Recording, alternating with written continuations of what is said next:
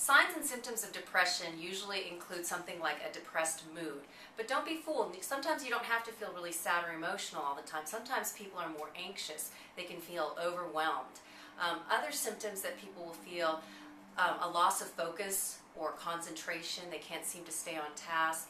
They can become inattentive. They get impatient or irritable, or they lose their patience very, very quickly, and they get annoyed very easily.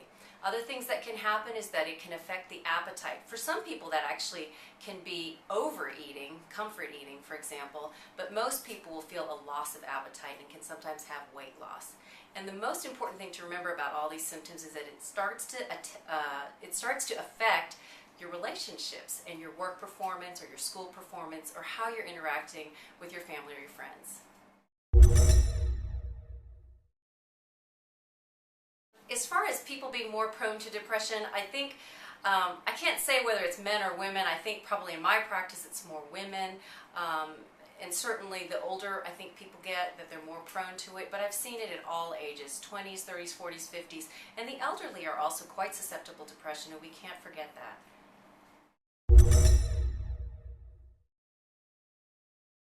Depression is usually symptoms that are really pervasive, symptoms that last at least 2 weeks and sometimes for an even longer period of time.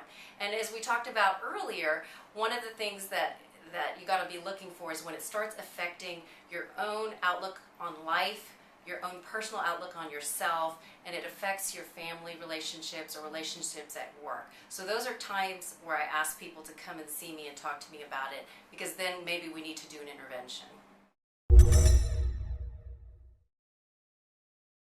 Seasonal affective disorder is actually something called a specifier of depression. So it's kind of a subtype of anxiety and depression. And it's more typical. There's actually a fall type and a spring type. And the one that we're probably most familiar with, especially with the weather that we've been having over the last month, is the one in the fall. And so there's less light and we seem to feel a little blue, or even more so. So it seems to come and go with the seasons is the bottom line. And the difference is that while with most depression we lose our appetite, we kind of slow down, things like that.